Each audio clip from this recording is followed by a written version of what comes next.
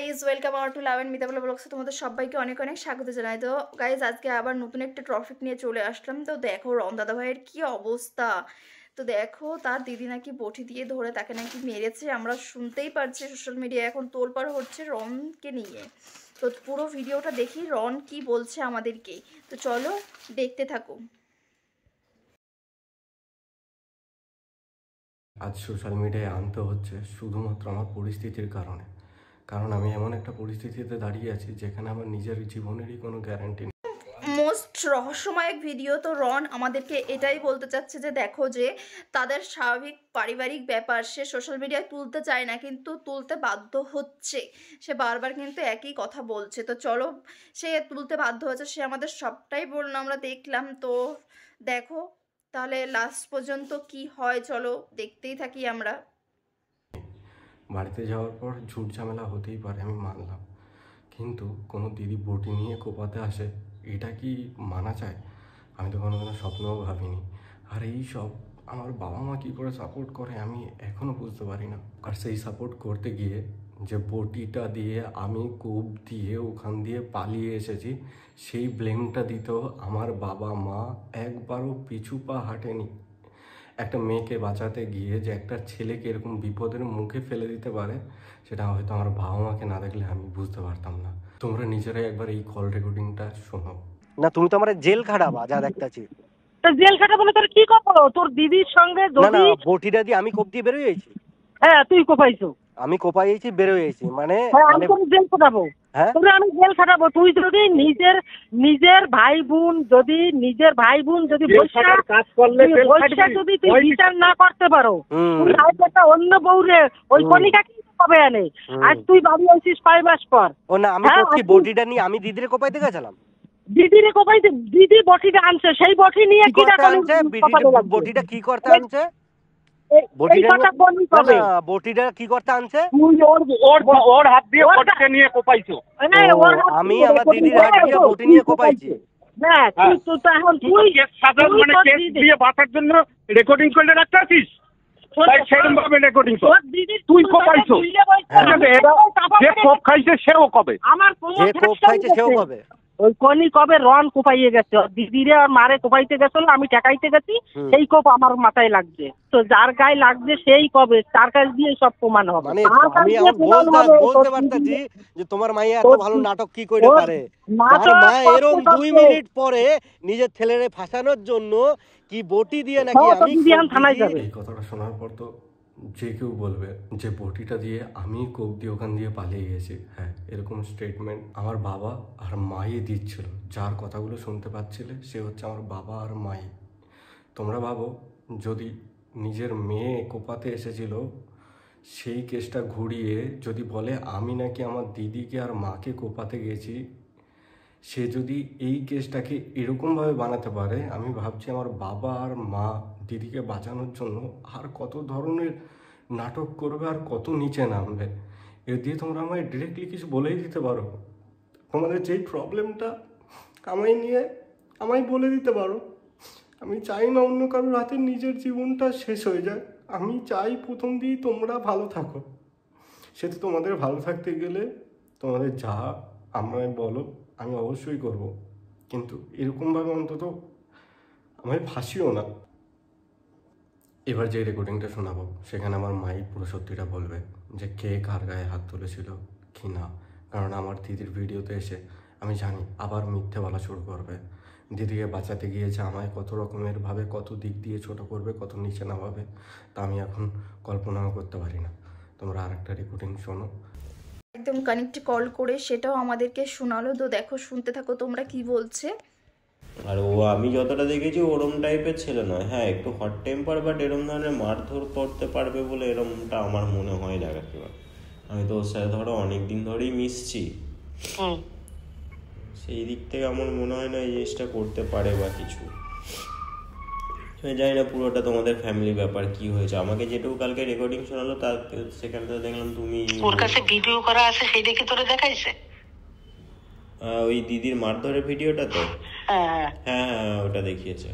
হ্যাঁ ওটাতে তো দেখলাম ও তো গায়ে হাত তোলেনি তখনই, ওটাতেই অ্যাকচুয়ালি দেখলাম যে গৌরী মনে হয় চরথাপ্পড় দিয়েছে। দে নাই সেটা কব না, মনে হয় জ্বর তপর বা মুখে আঁচল লাগুক যাই হয়েছে, দেওয়ার পরে তখনই গৌরীর চুলের মুঠি ধরেছে। ও আমাকে বলছিল কি বলতো, আমি নিজেকে বাঁচানোর জন্য ওটা করতে বাধ্য হয়েছি, কিছু করার ছিল না। নিজের বাঁচানোর জন্য মানে ওরে এমন কি মারছ ওর দিদি, ওর মার তুই চিনিস ওরে মুখে যাচ্ছাতাই অবস্থা দেখলাম। যাচ্ছাতাই কি, আমার বাড়ি ছিল আমি জানি না, একটা দাগ পড়ছে মুখে, যাচ্ছাতাই। মুখে আমি নখের মলম চামড়া লাগাইছি, গেছে, কানে আমি মলম লাগাইছি, মুখে নখের একটা দাগ পড়ছে। আর যখন বাপনের ফোন নিয়ে টানাটানি হয়েছে সেই সময় কানে ঠোঁটে গালে যাচ্ছাতাই অবস্থা, ছিলে ছাড়া। কানে শোন, মুখে একটা দাগ পড়ছে, ঠোঁট ছেড়ছে, আর কানে আমারে যাইয়ে কইলো কানের দিকটাও নাকি ফুটো হয়েছে। যাই হোক, এই জায়গায় যখন ওর ফোন নিয়ে টানাটানি হয়েছে, ওর দিদিরও কামড়াই ধরছে, সেটা কি কইছে?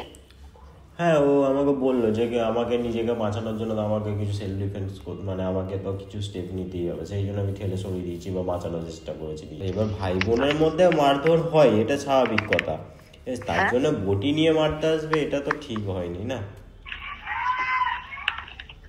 বটি দিয়ে মারতে গেছে, তোর কাছে ভিডিও আছে? ওর করে ভিডিও দেয় কালকে রাতের রেকর্ডিং এ তো শুনলাম যে বটিটা নাকি রনি নিয়ে এসে কুপিয়েছে।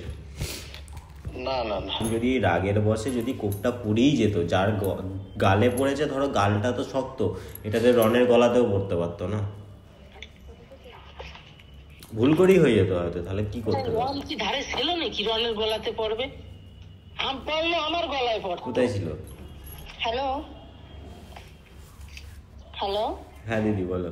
হ্যাঁ, তো আমি মানে এটাই বলতে চাইছি যে যদি এই যে তুমি যে কথাটা, মানে আমি পাশের ঘরে শুয়েছিলাম, আদো আদো শুনতে পেয়ে এসেছি এখানে, তার মধ্যে এই কথাটা আমি বেশ কয়েকবার শুনলাম যে দিদি বটি নিয়ে এসেছিল, সেইটা যদি সোশ্যাল মিডিয়াতে যায় বা রেস্টারদের হাতে যায় তাহলে কি করবে? রনের দিদিকে ছিঁড়ে খাবে? এখানে রন কি এমন অন্যায় করেছে যে বটি নিয়ে বেচারাকে মার খেতে? নাই, রনের হয়তো গৌরী করলে না, সব অন্যায় গৌরীর, ওই সব অন্যায় করছে। তো দিদি তো কুপিয়েছে, বাপন তো আর কুপাইতে যায়নি। আমি কি বলছি, আমি তো বললাম যে বাপন উপায় নাই, আমি তো সেটা বলতে আছি। শোনো আমার কথা, শোনো, এরকম ধরনের কথাবার্তা। ও তো এটাও বলছিল যে ভিডিও বানাচ্ছে, সেই ফোনটাও আমি কিনে দিয়েছি। হ্যাঁ, ও তো আমাকে সবই কিনে দিয়েছে, ও আমাকে ফোন কিনে দিয়েছে, ও আমাকে মানে ওই তো আমাকে চালায়। হ্যাঁ দিয়েছে তো কি, এবার এই কথাগুলো সবই তুমি আমাকে পার্সোনালি বলতে পারো, এবার সেগুলো তো সোশ্যাল মিডিয়া করা উচিত নয় না। হ্যাঁ সোশ্যাল মিডিয়ার কথা বলেছি। ওই যেটা খাবারটা রন পাঠিয়েছিল ওটা নিয়ে তো পোস্ট করেছিল, ওটা রনের মনে একটা কষ্ট রয়েই গেছে। কষ্ট ওর মনেই শুধু আছে রে ভাই, কষ্ট আছে, আমার সবকিছু ঠিকঠাক করার জন্যই তো। আর আমিও মেয়ের টান টানি, আমার ওটা ছেলে। এই সব জিনিসে তোমার তো একটা জিনিস মাথায় রাখা উচিত ছিল, বটিটা তুমি কিভাবে ধরলে?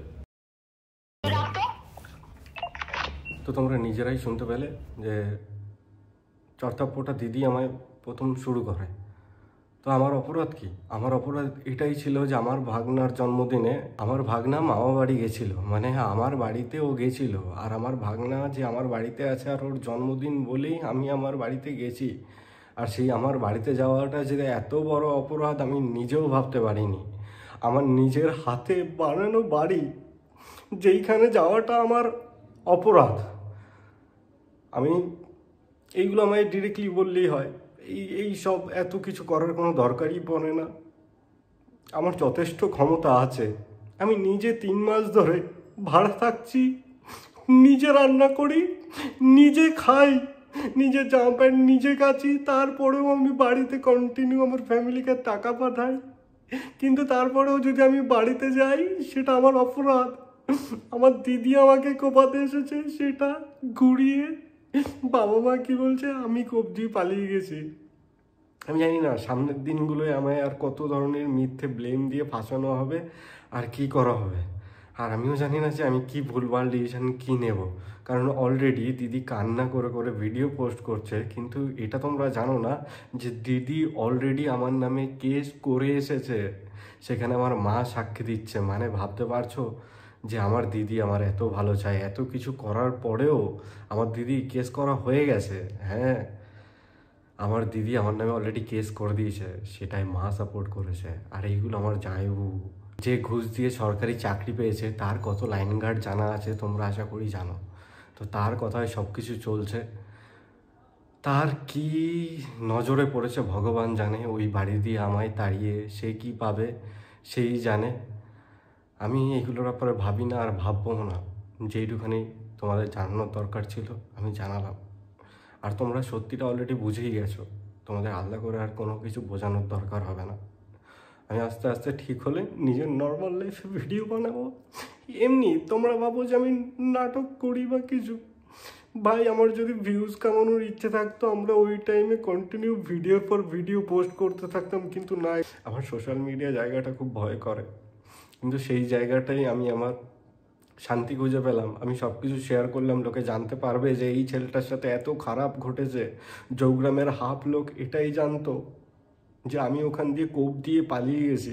তাদের বলছি যে এই ভুলভাল কথাগুলো তোমাদের সামনে ক্লিয়ার হয়ে গেল যে আমি কোপ দিয়ে পালিয়ে যাইনি, ওটা আমার দিদি এক বটি নিয়ে আমায় কোপাতে এসেছিল। জানি না আমায় ওটা আমরা দেখলাম তো, দেখতেই পারছো রনের মুখে ঠোঁটে সব জায়গায় কেটে গেছে, কি অবস্থা। তো চলো নেক্সট ব্লগ নিয়ে আবার আসছি নতুন কোনো তথ্য নিয়ে। ততক্ষণ তোমরা সবাই ভালো থাকবে, টাটা, বাই বাই।